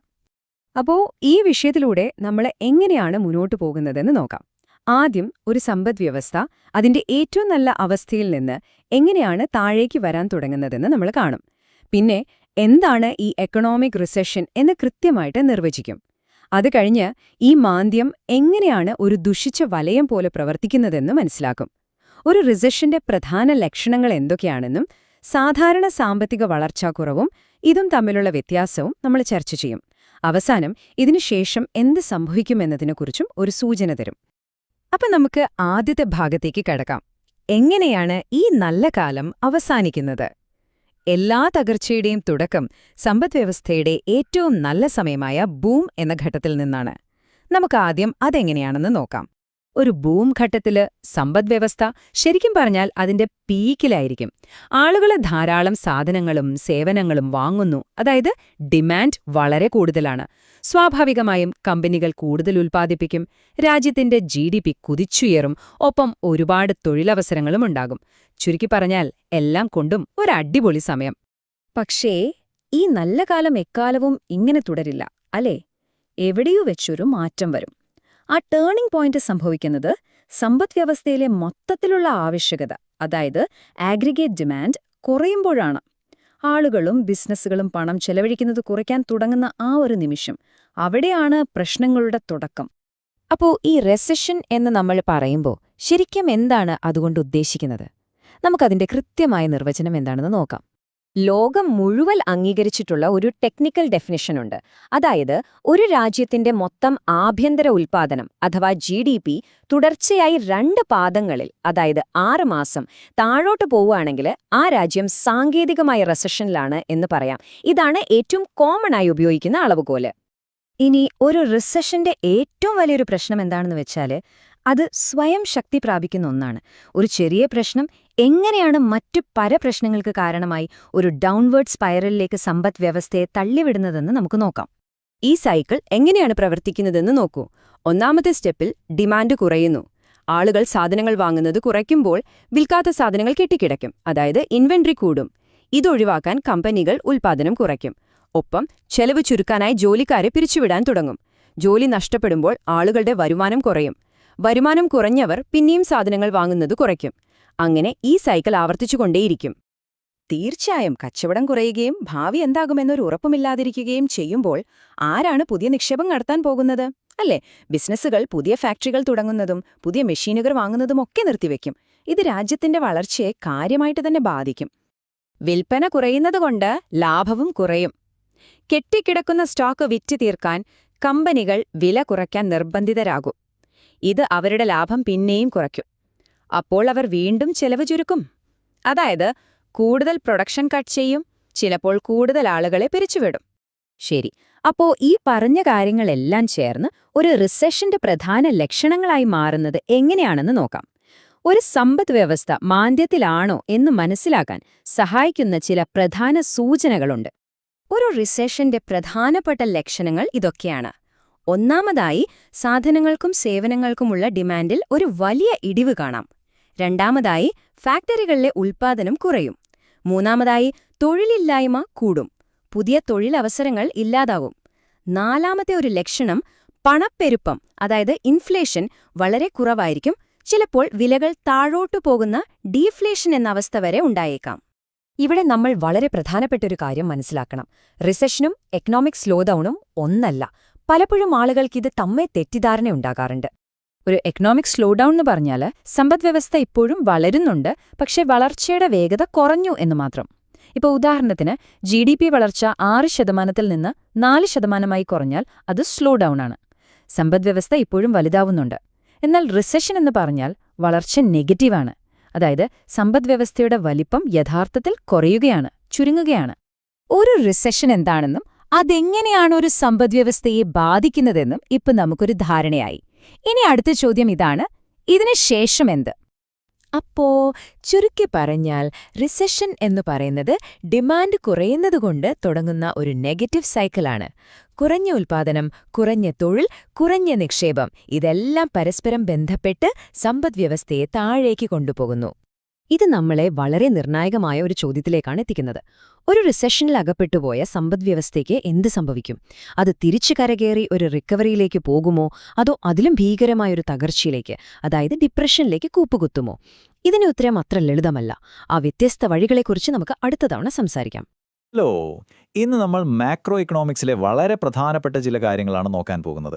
സാമ്പത്തിക മാന്ദ്യം, അതായത് റിസഷൻ, പിന്നെ ബിസിനസ് സൈക്കിൾ, ഇതൊക്കെ നിങ്ങൾ കേട്ടിട്ടുണ്ടാകാം. പക്ഷെ നമ്മളിന്ന് കുറച്ചുകൂടി ആഴത്തിൽ സാധാരണ മാന്ദ്യത്തിൽ നിന്ന് വ്യത്യസ്തമായ growth recession, double dip recession എന്നിവ എന്താണെന്നും സമ്പദ് വ്യവസ്ഥയുടെ ഈ ഒരു താളം, അതായത് ബിസിനസ് സൈക്കിൾ എങ്ങനെയാണ് പ്രവർത്തിക്കുന്നതെന്നും വിശദമായി തന്നെ മനസ്സിലാക്കാൻ പോവുകയാണ്. ഓക്കെ, അപ്പോൾ ഇന്ന് നമ്മൾ എന്തൊക്കെയാണ് കവർ ചെയ്യാൻ പോകുന്നതെന്ന് നോക്കാം. ആദ്യം നമ്മൾ എന്താണ് ഒരു സാധാരണ ബിസിനസ് സൈക്കിൾ എന്ന് മനസ്സിലാക്കും. അത് കഴിഞ്ഞ് കുറച്ചുകൂടി സങ്കീർണമായ growth recession, double dip recession എന്നിവയിലേക്ക് കടക്കും. പിന്നെ എപ്പോഴാണ് ഈ സാമ്പത്തിക വീണ്ടെടുക്കലുകൾ പരാജയപ്പെടുന്നതെന്ന് നോക്കും. അവസാനം എല്ലാം കൂടി ചേർത്ത് ഒരു ഫുൾ റിവിഷനും ഉണ്ടാകും. അപ്പോൾ നമുക്ക് ആദ്യം തന്നെ തുടങ്ങാം. എന്താണ് ഈ ബിസിനസ് സൈക്കിൾ? ശരിക്കു പറഞ്ഞാൽ ഏതൊരു സമ്പദ്വ്യവസ്ഥയുടെയും അടിസ്ഥാനപരമായ ഒരു താളമാണിത്. ഈ സാമ്പത്തിക പ്രവർത്തനങ്ങളിലെ കയറ്റിറക്കങ്ങൾ മനസ്സിലാക്കാൻ ഈ ഒരു ആശയം നമ്മളെ ശരിക്കും സഹായിക്കും. ലളിതമായി പറഞ്ഞാൽ ഒരു സമ്പദ്വ്യവസ്ഥ എപ്പോഴും ഒരേ വേഗത്തിൽ നേർരേഖയിൽ മുന്നോട്ട് പോകില്ല. അതിന് സ്വാഭാവികമായും ചില ഉയർച്ചകളും താഴ്ചകളും ഉണ്ടാകും. ഒരു സൈക്കിൾ പോലെ സമ്പദ്വ്യവസ്ഥ വികാസം, പിന്നെ മാന്ദ്യം, അതിൽ നിന്നൊരു വീണ്ടെടുക്കൽ, ചിലപ്പോൾ ഒരു തകർച്ച എന്നിങ്ങനെയുള്ള ഘട്ടങ്ങളിലൂടെ ഇങ്ങനെ മാറി മാറി കടന്നുപോയിക്കൊണ്ടിരിക്കും. ഈ ഒരു അടിസ്ഥാനം മനസ്സിൽ വെച്ചാൽ മതി, നമുക്ക് മുന്നോട്ട് പോകാം. ഇത് വളരെ പ്രധാനപ്പെട്ടൊരു പോയിന്റാണ്. സാമ്പത്തിക വളർച്ച എന്ന് പറയുന്നത് ഒരു സ്ട്രെയിറ്റ് ലൈൻ അല്ല, അത് തിരമാലകൾ പോലെയാണ്. കയറ്റവും ഇറക്കവും ഒക്കെ ഉണ്ടാകും. ഇതൊരു നോർമൽ കാര്യമാണ്. ഏതൊരു ആധുനിക സമ്പദ്വ്യവസ്ഥയിലെയും ഒരു ഭാഗം തന്നെയാണിത്. ശരി, ഇനി നമുക്ക് കുറച്ചുകൂടി അഡ്വാൻസ്ഡ് ആയ ഒരു കോൺസെപ്റ്റിലേക്ക് കടക്കാം. Growth recession. കേൾക്കുമ്പോഴൊരു വിരോധാഭാസം പോലെ തോന്നാമല്ലേ? വളർച്ചയുണ്ട്, പക്ഷേ അതൊരു മാന്ദ്യം പോലെയാണ് അനുഭവപ്പെടുന്നത്. അതെന്താണെന്ന് നോക്കാം. ഇവിടെയാണ് ആ ഒരു വിരോധാഭാസം വരുന്നത്. കണക്കുകളിൽ, അതായത് GDPയിൽ വളർച്ചയുണ്ട്, പോസിറ്റീവാണ്. പക്ഷേ ആളുകൾക്ക് ജോലി നഷ്ടപ്പെടുന്നു. പുതിയ ജോലികൾ ഉണ്ടാകുന്നതിനേക്കാൾ കൂടുതൽ ആളുകൾക്ക് ജോലി പോകുന്നു. അപ്പോൾ സാധാരണക്കാരനെ സംബന്ധിച്ചിടത്തോളം അതൊരു മാന്ദ്യം തന്നെയല്ലേ? അപ്പോൾ ഇത് രണ്ടും തമ്മിലുള്ള വ്യത്യാസം എന്താണ് എന്ന് നോക്കൂ. ഒരു സാധാരണ മാന്ദ്യത്തിൽ GDP നെഗറ്റീവായിരിക്കും. പക്ഷേ ഗ്രോത്ത് റിസഷനിൽ GDP പോസിറ്റീവാണ്, പക്ഷെ വളരെ പതുക്കെയാണ് വളരുന്നത്. എന്നാൽ രണ്ടിലും കോമൺ ആയിട്ടുള്ളൊരു കാര്യമുണ്ട്. എന്താണത്? തൊഴിലില്ലായ്മ കൂടുന്നു. ഇതെന്തുകൊണ്ടാണ് സംഭവിക്കുന്നത് എന്ന് ഈ ടേബിൾ നോക്കിയാൽ വ്യക്തമാകും. ഏതൊരു സമ്പദ്വ്യവസ്ഥയ്ക്കും തൊഴിലില്ലായ്മ കൂടാതെ മുന്നോട്ടു പോകാൻ ഒരു മിനിമം വളർച്ചാ നിരക്ക് ആവശ്യമാണ്. അതാണ് ട്രെൻഡ് ഗ്രോത്ത് റേറ്റ്. പക്ഷേ യഥാർത്ഥ വളർച്ച, അതായത് ആക്ച്വൽ ഗ്രോത്ത് റേറ്റ്, ഈ ട്രെൻഡ് റേറ്റിനും താഴെ പോകുമ്പോഴാണ് പ്രശ്നം. വണ്ടി ഓടുന്നുണ്ട്, പക്ഷെ വേണ്ടത്ര സ്പീഡില്ല. അതുകൊണ്ട് പുതിയതായി വരുന്ന ആളുകൾക്ക് കയറാൻ പറ്റുന്നില്ല, അതായത് ജോലി കിട്ടുന്നില്ല. ഇതാണ് ഗ്രോത്ത് റിസഷൻ. ഇനി നമ്മൾ അടുത്തതിലേക്ക് പോവുകയാണ്. സാമ്പത്തിക വിദഗ്ധരെയൊക്കെ കുറച്ചൊന്ന് പേടിപ്പിക്കുന്ന ഒന്നാണ് ഈ ഡബിൾ ഡിപ്പ് റിസഷൻ. ആ പേര് പോലെ തന്നെ ഒരു W ഷേപ്പിലുള്ള തിരിച്ചടി. എന്താണിത്? ഒരു മാന്ദ്യം വന്നു, അതിൽ നിന്ന് പതിയെ കരകയറി വരുന്നു എന്ന് നമ്മൾ വിചാരിക്കും. പക്ഷെ ആ സന്തോഷം അധികനേരം നീണ്ടു നിൽക്കില്ല. പെട്ടെന്ന് തന്നെ സമ്പദ്വ്യവസ്ഥ വീണ്ടും ഒരു മാന്ദ്യത്തിലേക്ക് കൂപ്പുകുത്തും. ഒരു ഫേക്ക് റിക്കവറി എന്ന് വേണമെങ്കിൽ പറയാം. ഇത് ഒരു ഗ്രാഫിൽ നോക്കുകയാണെങ്കിൽ ഒരു W അക്ഷരം പോലെയായിരിക്കും. ആദ്യം ഒരു താഴ്ച, പിന്നൊരു ചെറിയ കയറ്റം, വീണ്ടും ഒരു താഴ്ച, എന്നിട്ടായിരിക്കും ശരിക്കുള്ള ഒരു കയറ്റം വരുന്നത്. അതുകൊണ്ടാണ് ഇതിനെ W ഷേപ്ഡ് റിക്കവറി എന്ന് വിളിക്കുന്നത്. അപ്പോൾ എന്തുകൊണ്ടാണ് ഇങ്ങനെ സംഭവിക്കുന്നത്? നല്ല രീതിയിൽ മുന്നോട്ടു പോകുന്നു എന്ന് തോന്നുന്ന ഒരു റിക്കവറി എന്തിനാണ് പരാജയപ്പെടുന്നത്? എന്താണ് ഈ ഡബിൾ ഡിപ്പിന് കാരണം? ഇതിനൊരു സാധാരണ പാറ്റേൺ ഉണ്ട്. ഒന്നാമത്, ഒരു മാന്ദ്യം വരുന്നു. അപ്പോൾ ഗവൺമെന്റ് പണമിറക്കിയും പലിശ കുറച്ചുമൊക്കെ സമ്പദ്വ്യവസ്ഥയെ രക്ഷിക്കാൻ നോക്കും. ഇതിന്റെ ഫലമായി ഒരു ചെറിയ ദുർബലമായൊരു ഉണർവുണ്ടാകും. GDP ഒക്കെ ചെറുതായി കൂടാൻ തുടങ്ങും. അപ്പോൾ നയരൂപകർത്താക്കൾ വിചാരിക്കും, പ്രശ്നമൊക്കെ കഴിഞ്ഞു എന്ന്. എന്നിട്ട് അവർ കൊടുത്ത സപ്പോർട്ട് വളരെ പെട്ടെന്ന് പിൻവലിക്കും. ഇതാണ് ഏറ്റവും വലിയ തെറ്റ്. ആ സപ്പോർട്ട് ഇല്ലാതാകുന്നതോടെ യഥാർത്ഥ പ്രശ്നങ്ങൾ വീണ്ടും തലപൊക്കും. ഡിമാൻഡ് കുറയും, സമ്പദ്വ്യവസ്ഥ രണ്ടാമത്തെ മാന്ദ്യത്തിലേക്ക് വീഴും. അങ്ങനെ ആ W ഷേപ്പ് പൂർത്തിയാവും. ഓക്കെ, അപ്പം നമ്മൾ ഈ പറഞ്ഞ സങ്കീർണമായ കാര്യങ്ങളെയെല്ലാം ഒന്ന് അടുക്കി പെറുക്കി വെക്കാം. റിവിഷനു വേണ്ടി ഈ മുഴുവൻ സൈക്കിളും നമുക്കൊന്ന് ഓടിച്ചു നോക്കാം. ഏതൊരു ബിസിനസ് സൈക്കിളിനും പ്രധാനമായും 4 ഘട്ടങ്ങളാണുള്ളത്. ഏറ്റവും താഴെയുള്ള അവസ്ഥ, അതാണ് ഡിപ്രഷൻ അല്ലെങ്കിൽ ട്രോഫ്. അവിടെ നിന്ന് സമ്പദ്വ്യവസ്ഥ പതുക്കെ വളർന്നു തുടങ്ങുന്നതാണ് റിക്കവറി അല്ലെങ്കിൽ എക്സ്പാൻഷൻ. വളർച്ച അതിന്റെ ഏറ്റവും ഉയർന്ന നിലയിലെത്തുന്നതാണ് ബൂം അല്ലെങ്കിൽ പീക്ക്. പിന്നെ അവിടെ നിന്ന് പതുക്കെ താഴേക്ക് വരാൻ തുടങ്ങും, അതാണ് റിസഷൻ അല്ലെങ്കിൽ കൺട്രാക്ഷൻ. ഇത് വീണ്ടും ട്രഫിലേക്കെത്തും. ഈയൊരു സൈക്കിളിങ്ങിന് തുടർന്നുകൊണ്ടേയിരിക്കും. അപ്പോൾ ഇന്ന് നമ്മൾ പഠിച്ച പ്രധാനപ്പെട്ട വാക്കുകൾ ഒന്നുകൂടി ഓർത്തെടുക്കാം. ബിസിനസ് സൈക്കിൾ, റിസഷൻ, പിന്നെ നമ്മുടെ സ്പെഷ്യൽ കേസുകളായ ഗ്രോത്ത് റിസഷൻ, ഡബിൾ ഷേപ്പിലുള്ള ഡബിൾ ഡിപ്പ് റിസഷൻ, പിന്നെ സൈക്കിളിലെ മറ്റ് ഘട്ടങ്ങളായ ഡിപ്രഷൻ, റിക്കവറി, ബൂം. ഈ ഓരോ വാക്കും എന്താണെന്ന് വ്യക്തമായി ഓർത്തുവെക്കണം. പരീക്ഷയ്ക്ക് വളരെ പ്രധാനപ്പെട്ടതാണ്. അപ്പോൾ ഇതെല്ലാം നമ്മളെ ഒരു വലിയ ചോദ്യത്തിലേക്കാണ് എത്തിക്കുന്നത്. ഒരു രാജ്യത്തെ നയിക്കുന്നവരെ സംബന്ധിച്ചിടത്തോളം എന്താണ് വലിയ റിസ്ക്? ഒരു പ്രതിസന്ധി വരുമ്പോൾ കൊടുക്കുന്ന സാമ്പത്തിക സഹായങ്ങൾ നേരത്തെ പിൻവലിച്ചാൽ ഒരു ഡബിൾ ഡിപ്പ് മാന്ദ്യം വരാം. എന്നാൽ അത് പിൻവലിക്കാതെ ഒരുപാട് കാലം കൊടുത്താലോ സാധനങ്ങളുടെ വിലയൊക്കെ കുതിച്ചുയരുന്ന പണപ്പെരുപ്പം അഥവാ ഇൻഫ്ലേഷൻ വരാം. ഇതിൽ ഏതാണ് വലിയ അപകടം? ഇത് മാക്രോ എക്കണോമിക്സിലെ എക്കാലത്തെയും വലിയൊരു ചോദ്യമാണ്. ഇതിനെക്കുറിച്ചൊന്ന് ചിന്തിച്ചു നോക്കൂ. മാക്രോ ഇക്കണോമിക്സിലെ വളരെ പ്രധാനപ്പെട്ട ഒരു വിഷയമാണ് നമ്മൾ ഇന്ന് ചർച്ച ചെയ്യുന്നത്. ഒരു സമ്പദ്വ്യവസ്ഥയുടെ ബിസിനസ് സൈക്കിളിലെ റിക്കവറി എന്ന ഘട്ടം. അതായത് ഒരു വലിയ സാമ്പത്തിക മാന്ദ്യത്തിനു ശേഷം ഒരു രാജ്യം എങ്ങനെയാണ് കരകയറുന്നത്, ആ തിരിച്ചുവരവിന്റെ യാത്ര എങ്ങനെയുണ്ടാകും, ഇതിനെക്കുറിച്ചാണ് നമ്മളിന്ന് വിശദമായി മനസ്സിലാക്കാൻ പോകുന്നത്. അപ്പോ നമ്മുടെ പ്രധാന ചോദ്യം ഇതാണ്: ഒരു ഇക്കോണമി അതിന്റെ ഏറ്റവും മോശം അവസ്ഥയിൽ, അതായത് ഒരു ട്രഫിലെത്തിക്കഴിഞ്ഞാൽ അവിടുന്ന് തിരിച്ച് ആരോഗ്യകരമായ ഒരു അവസ്ഥയിലേക്ക് എങ്ങനെയാണ് വരുന്നത്? ഈ ഒരു യാത്ര, ആഴത്തിൽ നിന്ന് മുകളിലേക്കുള്ള ഈ കയറ്റം, അതാണ് നമ്മളിന്ന് ഉത്തരം കണ്ടെത്താൻ പോകുന്ന ചോദ്യം. ശരി, അപ്പൊ നമുക്ക് തുടങ്ങാം അല്ലേ? ആദ്യമേ തന്നെ ഈ സാമ്പത്തിക വീണ്ടെടുപ്പ് അല്ലെങ്കിൽ റിക്കവറി എന്ന് പറയുന്നത് എങ്ങനെയാണ് തുടങ്ങുന്നത്, അതിന്റെ അടിസ്ഥാനപരമായ കാര്യങ്ങൾ എന്തൊക്കെയാണെന്ന് നോക്കാം. അപ്പോ എന്താണ് ഈ റിക്കവറി ഫേസ് എന്ന് ചോദിച്ചാൽ സിമ്പിളായി പറയാം. ഒരു റിസഷൻ അല്ലെങ്കിൽ ഡിപ്രഷൻ കഴിഞ്ഞ് സമ്പദ്വ്യവസ്ഥയുടെ വീഴ്ചയൊക്കെ നിന്ന് കാര്യങ്ങൾ മെല്ലെ മെച്ചപ്പെട്ടു തുടങ്ങുന്ന ഒരു സ്റ്റേജിലെ ആ ഏറ്റവും താഴ്ന്ന പോയിന്റായ ട്രോഫിൽ നിന്ന് വീണ്ടും മുകളിലേക്ക് ഒരു ബൂമിലേക്ക്, അതായത് ഒരു വലിയ കുതിപ്പിലേക്ക് സമ്പദ്വ്യവസ്ഥ യാത്ര തുടങ്ങുന്ന ആ ഒരു ഘട്ടത്തെയാണ് നമ്മൾ റിക്കവറി ഫേസ് എന്ന് വിളിക്കുന്നത്. ശരി, ഒരു ഇക്കോണമി റിക്കവറിയിലേക്ക് കടന്നു എന്ന് നമുക്ക് എങ്ങനെ മനസ്സിലാക്കാൻ പറ്റും? അതിന് ചില ലക്ഷണങ്ങളുണ്ട്. ഒന്നാമതായി, ആളുകളും കമ്പനികളും സാധനങ്ങൾ വാങ്ങിത്തുടങ്ങും. അതായത് അഗ്രിഗേറ്റ് ഡിമാൻഡ് കൂടും. ഡിമാൻഡ് കൂടുമ്പോൾ സ്വാഭാവികമായും കമ്പനികൾ ഉൽപ്പാദനം വർദ്ധിപ്പിക്കും, പുതിയ നിക്ഷേപങ്ങൾ വരാൻ തുടങ്ങും, ബാങ്കുകൾക്ക് ലോൺ കൊടുക്കാൻ ധൈര്യമാകും. ഇതിന്റെയൊക്കെ നല്ലൊരു റിസൾട്ട് എന്താണെന്ന് വെച്ചാൽ പുതിയ തൊഴിലവസരങ്ങളുണ്ടാകും. മൊത്തത്തിലൊരു പോസിറ്റീവ് ഫീൽ, അതായത് സാമ്പത്തിക ഭാവിയെക്കുറിച്ച് ആളുകൾക്കൊരു ശുഭാപ്തി വിശ്വാസം വരും. അപ്പോൾ ഈ റിക്കവറിക്ക് പിന്നിലെ എഞ്ചിൻ എന്താണ്? ഇതിനെ മുന്നോട്ട് തള്ളുന്ന ആ ശക്തി എന്താണെന്ന് നമുക്ക് നോക്കാം. സത്യത്തിൽ 2 പ്രധാനപ്പെട്ട സാമ്പത്തിക ശക്തികൾ ഒരുമിച്ച് പ്രവർത്തിക്കുമ്പോഴാണ് ഈ റിക്കവറിക്ക് ജീവൻ വെക്കുന്നത്. ആ 2 ശക്തികളാണ് മൾട്ടിപ്ലയർ എഫക്റ്റും ആക്സിലറേറ്റർ എഫക്റ്റും. നമുക്ക് ഓരോന്നായി നോക്കാം. ആദ്യം മൾട്ടിപ്ലയർ എഫക്റ്റ്. ഇതൊരു ചെയിൻ റിയാക്ഷൻ പോലെയാണ്. സങ്കൽപ്പിക്കുക, ഗവൺമെന്റ് ഒരു പുതിയ റോഡ് പണിയാൻ 100 കോടി രൂപ ചിലവഴിക്കുന്നു. ഈ പണം ആർക്കൊക്കെ കിട്ടും? തൊഴിലാളികൾക്ക്, കോൺട്രാക്ടർമാർക്ക്, സിമന്റ് കമ്പനികൾക്ക്, അല്ലേ? അവർക്ക് കിട്ടുന്ന ഈ പണം അവർ വെറുതെ വെക്കില്ല. അവരത് കടകളിൽ പോയി സാധനങ്ങൾ വാങ്ങാൻ ഉപയോഗിക്കും. അപ്പോൾ ആ പണം കടക്കാരുടെ കയ്യിലെത്തും. അവരത് മറ്റാവശ്യങ്ങൾക്ക് ഉപയോഗിക്കും. ചുരുക്കി പറഞ്ഞാൽ, ഗവൺമെന്റ് ചിലവാക്കിയ ആ 100 കോടി സമ്പദ്വ്യവസ്ഥയിൽ പല കൈമറിഞ്ഞ് അതിന്റെ പല മടങ്ങ് വരുമാനമുണ്ടാക്കും. ഇതാണ് മൾട്ടിപ്ലയർ. ഇനി ആക്സിലറേറ്റർ എഫക്റ്റ് എന്താണെന്ന് വെച്ചാൽ, ആളുകളുടെ കയ്യിൽ പണം വരുമ്പോൾ അവർ കൂടുതൽ സാധനങ്ങൾ വാങ്ങില്ലേ? ഡിമാൻഡ് കൂടും. ഈ കൂടിയ ഡിമാൻഡ് കാണുമ്പോൾ കമ്പനികൾ എന്തു ചെയ്യും? അവർക്ക് കൂടുതൽ ഉൽപ്പാദിപ്പിക്കണം. അതിനായി അവർ പുതിയ മെഷീനുകൾ വാങ്ങും, പുതിയ ഫാക്ടറികൾ തുടങ്ങും. അതായത് ഡിമാൻഡിലുണ്ടാകുന്ന ഒരു ചെറിയ വർധനവ് പോലും നിക്ഷേപത്തിൽ അതിനേക്കാൾ വലിയൊരു കുതിച്ചുചാട്ടമുണ്ടാക്കും. അതാണ് ആക്സിലറേറ്റർ. അപ്പോ ഈ മൾട്ടിപ്ലയറും ആക്സിലറേറ്ററും ഒരുമിച്ച് പ്രവർത്തിക്കുമ്പോൾ എന്താണ് സംഭവിക്കുക? അതൊരു തരം പോസിറ്റീവ് ഫീഡ്ബാക്ക് ലൂപ്പാണ്, ഒരു ചെയിൻ റിയാക്ഷൻ. നമ്മളൊരു ഊഞ്ഞാൽ ആട്ടുന്നത് ആലോചിച്ചു നോക്കൂ. ഓരോ തവണ തള്ളുമ്പോഴും ഊഞ്ഞാല് കുറച്ചുകൂടി ഉയരത്തിൽ പോകില്ലേ? അതുപോലെയാണ് ഇതും. ഗവൺമെന്റിന്റെ ഒരു ചെറിയ നിക്ഷേപം മൾട്ടിപ്ലയർ വഴി ആളുകളുടെ വരുമാനം കൂട്ടുന്നു. വരുമാനം കൂടുമ്പോൾ അവർ കൂടുതൽ സാധനങ്ങൾ വാങ്ങുന്നു, ഡിമാൻഡ് കൂടുന്നു. ഈ കൂടിയ ഡിമാൻഡ് ആക്സിലറേറ്റർ വഴി പുതിയ നിക്ഷേപങ്ങൾക്ക് കാരണമാകുന്നു. ഈ നിക്ഷേപം വീണ്ടും വരുമാനം കൂട്ടുന്നു. ഈ ഒരു സൈക്കിൾ ഇങ്ങനെ കറങ്ങിക്കൊണ്ടേയിരിക്കും. ഇതാണ് സമ്പദ്വ്യവസ്ഥയെ മാന്ദ്യത്തിൽ നിന്ന് വലിച്ചു കയറ്റി മുന്നോട്ടു കൊണ്ടുപോകുന്നത്. എന്നാൽ ഒരു കാര്യം നമ്മൾ മനസ്സിലാക്കണം. എല്ലാ റിക്കവറികളും ഒരുപോലെയല്ല. ചിലത് വളരെ വേഗത്തിലായിരിക്കും, ചിലത് ഇഴഞ്ഞിഴഞ്ഞായിരിക്കും. ഈ തിരിച്ചുവരവിന്റെ പാതയ്ക്ക് പല രൂപങ്ങളുണ്ട്. എളുപ്പത്തിൽ മനസ്സിലാക്കാൻ വേണ്ടി ഇക്കണോമിസ്റ്റുകൾ ഇതിനെ ഇംഗ്ലീഷ് അക്ഷരമാലയിലെ അക്ഷരങ്ങളുടെ ഷേപ്പുകളുമായാണ് താരതമ്യം ചെയ്യാറ്. പ്രധാനമായും നമ്മൾ കേൾക്കുന്ന 6 തരം റിക്കവറി ഷേപ്പുകളുണ്ട്: V, U, W, K, J, പിന്നെ എൽ. ഓരോ ഷേപ്പിനും അതിൻ്റേതായ പ്രത്യേകതകളും അർത്ഥങ്ങളുമുണ്ട്. നമുക്ക് ഓരോന്നിലേക്കും ഒന്ന് ആഴത്തിലിറങ്ങിച്ചെല്ലാം. നമുക്ക് വി ഷേപ്ഡ് റിക്കവറി വെച്ച് തുടങ്ങാം. പേര് സൂചിപ്പിക്കുന്നത് പോലെ തന്നെ ഇതാണ് ഏറ്റവും ബെസ്റ്റ് സിനാരിയോ.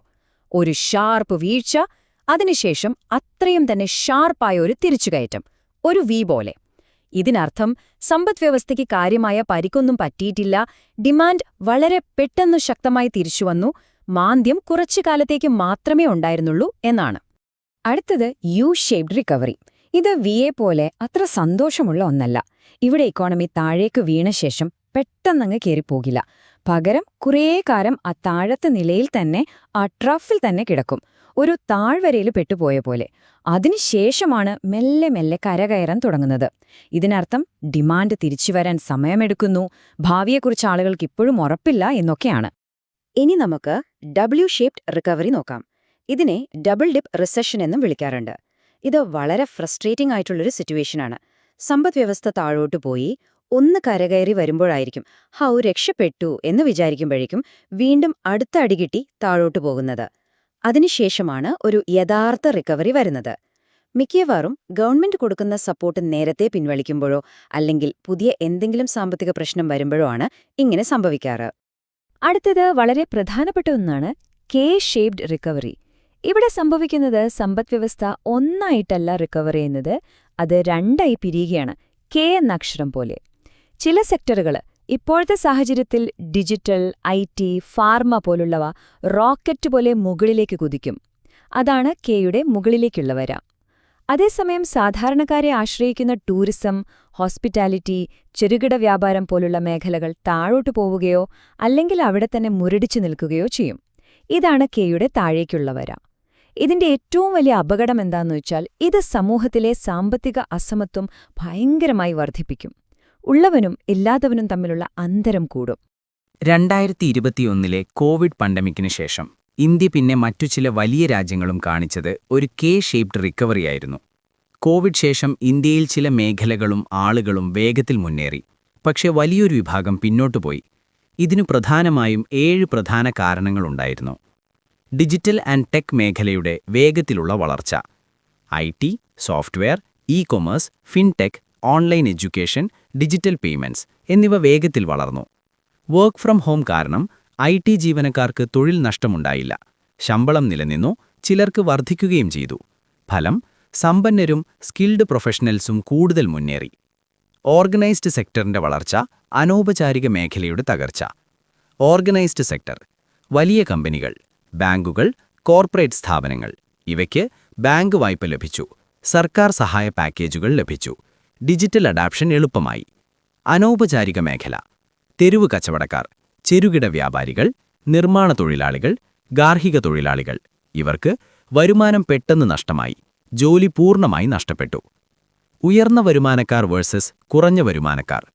ഉയർന്ന വരുമാനക്കാർ: വീടുകളിൽ നിന്ന് ജോലി, savings plus investments, stock market boom, wealth കൂടി. കുറഞ്ഞ വരുമാനക്കാർ: ദിനവേതനം ആശ്രയിച്ചവർ, ലോക്ക്ഡൗൺ, പൂർണ്ണ വരുമാന നഷ്ടം, സേവിങ്സ് ഇല്ല, കടം കൂടിയത്. ഇൻകം ഇനിക്വാലിറ്റി കുത്തനെ ഉയർന്നു. Stock market boom versus real economy distress. Covid സമയത്ത് സെൻസെക്സ്, നിഫ്റ്റി ചരിത്രത്തിലെ ഉയർന്ന നില, സ്റ്റാർട്ടപ്പ് ഇൻവെസ്റ്റ്മെന്റ്സ്, IPO ബൂം. പക്ഷേ ചെറുകിട വ്യാപാരം, MSME, തെരുവ് കച്ചവടം തുടങ്ങിയവ വളരെ ദുരിതം. Paper wealth increased, ground reality decreased. Digitalisation, digital divide. Online classes, online business, digital payments. Problem: ഗ്രാമപ്രദേശങ്ങൾ, ദരിദ്ര കുടുംബങ്ങൾ, സ്മാർട്ട് ഫോൺ, ഇന്റർനെറ്റ്, ലാപ്ടോപ്പ് ഇല്ല. കുട്ടികളുടെ വിദ്യാഭ്യാസം പോലും തടസ്സപ്പെട്ടു. Migrant labour crisis. നഗരങ്ങളിൽ ജോലി ചെയ്തിരുന്ന ലക്ഷക്കണക്കിന് തൊഴിലാളികൾ ജോലി നഷ്ടപ്പെട്ടു, കാൽനടയായി ഗ്രാമങ്ങളിലേക്ക് മടങ്ങി. നഗരസമ്പദ്വ്യവസ്ഥയും ഗ്രാമസമ്പദ്വ്യവസ്ഥയും രണ്ടും തകർന്നു. സർക്കാർ പാക്കേജുകൾ, അസമമായ പ്രഭാവം. സർക്കാർ പാക്കേജുകൾ ബാങ്കിംഗ് സിസ്റ്റം വഴി കോർപ്പറേറ്റ് മേഖലയിലേക്ക് കൂടുതലായി എത്തി. പക്ഷേ അനൗപചാരിക തൊഴിലാളികൾക്ക്, ചെറുകിട വ്യാപാരികൾക്ക് ലാഭം വളരെ കുറവായി. J-shaped റിക്കവറി അത്ര സാധാരണയായി കാണുന്ന ഒന്നല്ല. ഇവിടെ എന്താ സംഭവിക്കുന്നതെന്ന് വെച്ചാൽ, ഒരു വീഴ്ചയ്ക്ക് ശേഷം കാര്യങ്ങൾ കുറച്ചുകൂടി മോശമാകും. പക്ഷേ അതിനുശേഷം വരുന്ന തിരിച്ചുവരവ് പ്രതീക്ഷിച്ചതിലും അപ്പുറമായിരിക്കും. അസാധാരണമാംവിധം ശക്തമായ ഒരു കുതിച്ചുചാട്ടം. ചിലപ്പോൾ പഴയ വളർച്ചാ നിരക്കിനെയും കടത്തിവിട്ടാൻ സാധ്യതയുണ്ട്. ഇനി അവസാനത്തേത്, L-shaped റിക്കവറി. ഇത് കേൾക്കാൻ അത്ര സുഖമുള്ള ഒന്നല്ല. കാരണം ഇതാണ് ഏറ്റവും മോശം സിനാരിയോ. ഇവിടെ ഒരു വലിയ വീഴ്ചയ്ക്ക് ശേഷം സമ്പദ്വ്യവസ്ഥ പിന്നെ മുകളിലേക്ക് വരുന്നേയില്ല. L എന്ന അക്ഷരം പോലെ താഴോട്ട് വീണു, പിന്നെ നേരെ ഒരു ഫ്ലാറ്റ് ലൈൻ. അതായത് വർഷങ്ങളോളം ഒരു വളർച്ചയുമില്ലാതെ മുരടിച്ചു നിൽക്കും. ഇതൊരു റിക്കവറിയേ അല്ല, മറിച്ച് സമ്പദ്വ്യവസ്ഥയ്ക്ക് സംഭവിച്ച വളരെ ഗുരുതരവും ഒരുപക്ഷെ സ്ഥിരവുമായ ഒരു ഡാമേജിനെയാണ് ഇത് കാണിക്കുന്നത്. അപ്പൊ നമ്മൾ ഈ പലതരം ഷേപ്പുകൾ കണ്ടു. ഇപ്പൊ നിങ്ങളുടെ മനസ്സിൽ ഒരു ചോദ്യം വരുന്നുണ്ടാവും അല്ലേ? ഒരു സമ്പദ്വ്യവസ്ഥയുടെ റിക്കവറി V ആകുമോ, K ആകുമോ, അതോ L ആകുമോ എന്ന് എന്താണ് തീരുമാനിക്കുന്നത്? തീർച്ചയായും ഒരു റിക്കവറിയുടെ ഷേപ്പ് വെറുതെ അങ്ങ് ഉണ്ടാവുന്നതല്ല. അതിനു പിന്നിൽ ഒരുപാട് കാരണങ്ങളുണ്ട്. ഗവൺമെന്റ് കൊടുക്കുന്ന സാമ്പത്തിക ഉത്തേജനം, അതായത് ഫിസ്ക്കൽ സ്റ്റിമുലസ്, അത് എത്രത്തോളം ശക്തമാണ്, ശരിയായ സമയത്താണോ കൊടുത്തത് എന്നത് വളരെ പ്രധാനമാണ്. അതുപോലെ നമ്മുടെ ബാങ്കിംഗ് സിസ്റ്റം എത്രത്തോളം ആരോഗ്യത്തോടെ ഇരിക്കുന്നു, മാന്ദ്യം കാരണം ഏതെങ്കിലും പ്രധാനപ്പെട്ട ഇൻഡസ്ട്രികൾക്ക് സ്ഥിരമായ നാശം സംഭവിച്ചിട്ടുണ്ടോ, റിസർവ് ബാങ്കിന്റെ പോളിസികൾ എത്രത്തോളം ഫലപ്രദമാണ്, പിന്നെ ലോകത്ത് മൊത്തത്തിൽ സാമ്പത്തികാവസ്ഥ എങ്ങനെയാണ് എന്നതും നമ്മുടെ റിക്കവറിയെ സ്വാധീനിക്കും. ശരി, നമ്മൾ ഈ പറഞ്ഞ തിയറിയൊക്കെ ശരിക്കും മനസ്സിലാക്കാൻ ഏറ്റവും നല്ലൊരു ഉദാഹരണം നമ്മുടെ മുന്നിലുണ്ട്. UPSC പരീക്ഷയ്ക്ക് വളരെ പ്രധാനപ്പെട്ട ഒരു കേസ് സ്റ്റഡി കോവിഡ് മഹാമാരിക്ക് ശേഷം ഇന്ത്യയുടെ സമ്പദ്വ്യവസ്ഥ എങ്ങനെയാണ് റിക്കവർ ചെയ്തത് എന്ന് നോക്കാം. ഇന്ത്യയുടെ പോസ്റ്റ് കോവിഡ് യാത്രയെ നമുക്ക് 3 ഘട്ടങ്ങളായിട്ട് കാണാം. ഒന്നാം ഘട്ടം 2020-ലായിരുന്നു. രാജ്യവ്യാപകമായ ലോക്ക്ഡൌൺ വന്നപ്പോൾ GDP കുത്തനെ ഇടിഞ്ഞു, ഒരു വലിയ പ്രതിസന്ധി. രണ്ടാം ഘട്ടം 2021-ല്. കാര്യങ്ങൾ തുറന്നപ്പോൾ ഒരു പെട്ടെന്നുള്ള തിരിച്ചുവരവുണ്ടായി. സാമ്പത്തിക കണക്കുകൾ അതിവേഗം മെച്ചപ്പെട്ടു. എന്നാൽ മൂന്നാം ഘട്ടത്തിൽ, അതായത് 2022-ന് ശേഷം നമ്മൾ കണ്ടത് ഒരു അസന്തുലിതമായ റിക്കവറിയാണ്. എല്ലാ മേഖലകളും ഒരുപോലെയല്ലായിരുന്നു കരകയറിയത്. നമ്മൾ ഇന്ത്യയുടെ സമ്പദ്വ്യവസ്ഥയെ ഒരുമിച്ച്, അതായത് മാക്രോ ലെവലിൽ നോക്കുകയാണെങ്കിൽ, ഉദാഹരണത്തിന് GVA കണക്കുകൾ എടുത്താൽ നമുക്ക് കാണാൻ കഴിയുന്നത് ഒരു ക്ലാസിക് V-ഷേപ്ഡ് റിക്കവറിയാണ്. ആഴത്തിലുള്ള ഒരു വീഴ്ച, അതിനുശേഷം അത്രയും തന്നെ വേഗത്തിലുള്ള ഒരു തിരിച്ചുകയറ്റം. ഒറ്റനോട്ടത്തിൽ ഇതൊരു മികച്ച റിക്കവറിയാണ്. പക്ഷേ നമ്മൾ കുറച്ചുകൂടി സൂക്ഷ്മമായി ഓരോ സെക്ടറുകളായിട്ട് പരിശോധിക്കുമ്പോഴാണ് യഥാർത്ഥ ചിത്രം വ്യക്തമാകുന്നത്. അവിടെയാണ് കഥ മാറുന്നത്. ഓർഗനൈസ്ഡ് സെക്ടറുകൾ, പ്രത്യേകിച്ചും IT, ഡിജിറ്റൽ സർവീസുകൾ പോലുള്ളവ വൻകുതിപ്പ് നടത്തി. അതേസമയം കോൺടാക്ട് ഇൻറ്റൻസീവ് സർവീസുകൾ, അതായത് ടൂറിസം, ഹോട്ടൽ, ചെറുകിട വ്യാപാരം പോലെയുള്ള ഇൻഫോർമൽ സെക്ടറുകൾക്ക് വലിയ തിരിച്ചടി നേരിട്ടു. അവർ പിന്നോട്ടു പോയി. അപ്പൊ കണ്ടില്ലേ, 2 വഴിക്കുള്ളൊരു പോക്ക്. ഇതാണ് നമ്മൾ നേരത്തെ പറഞ്ഞ K-ഷേപ്ഡ് ഡൈവേർജൻസ്. അപ്പോൾ എന്താണ് നമ്മൾ ഇതിൽ നിന്ന് മനസ്സിലാക്കേണ്ടത്? ഇന്ത്യയുടെ പോസ്റ്റ് പാൻഡമിക് റിക്കവറിക്ക് ഒരു സിംഗിൾ ഷേപ്പ് അല്ലായിരുന്നു, അതൊരു ഹൈബ്രിഡ് ആയിരുന്നു. മാക്രോ ലെവലിൽ നോക്കുമ്പോൾ അതൊരു വി ഷേപ്ഡ് റിക്കവറിയും, എന്നാൽ സെക്ടറൽ ലെവലിൽ നോക്കുമ്പോൾ അതൊരു കെ ഷേപ്ഡ് റിക്കവറിയുമായിരുന്നു. UPSC പരീക്ഷയെ സംബന്ധിച്ചിടത്തോളം ഇത് വളരെ നിർണായകമായ ഒരു പോയിന്റാണ്. ചിലർക്ക് സംശയം തോന്നാം, എന്തുകൊണ്ട് ഇത് ജെ അല്ലെങ്കിൽ എൽ ആയില്ലാന്ന്. വളരെ സിമ്പിളാണ്. എൽ ഷേപ്പ് പോലെ നമ്മുടെ സമ്പദ്വ്യവസ്ഥ തകർന്ന് അവിടെ തന്നെ നിന്നില്ല, ഒരു റിക്കവറി ഉണ്ടായി. അതുപോലെ ജെ ഷേപ്പ് പോലെ റിക്കവറി വരാൻ ഒരുപാട് വൈകിയുമില്ല. ലോക്ക്ഡൌൺ കഴിഞ്ഞ ഉടനെ തന്നെ തിരിച്ചുവരവ് തുടങ്ങി. അതുകൊണ്ടാണ് വിയും കെയും ഇന്ത്യയുടെ സാഹചര്യത്തിൽ കൂടുതൽ യോജിക്കുന്നത്. അപ്പോ ഈ റിക്കവറി ഘട്ടം കഴിഞ്ഞാൽ സമ്പദ്വ്യവസ്ഥ സ്വാഭാവികമായും അടുത്ത പീക്കിലേക്ക്, അതായത് ഒരു ബൂം ഘട്ടത്തിലേക്കാണ് പോകുന്നത്. പക്ഷെ ആ യാത്ര അത്ര എളുപ്പമായിരിക്കോ? ആ കുതിപ്പിന്റെ പാതയിൽ എന്തൊക്കെ വെല്ലുവിളികളാകും കാത്തിരിക്കുന്നത്? ഈ ഒരു ചോദ്യത്തോടെ നമുക്ക് ഇന്നത്തെ ചർച്ച അവസാനിപ്പിക്കാം. അടുത്ത തവണ മറ്റൊരു വിഷയവുമായി കാണാം. നന്ദി.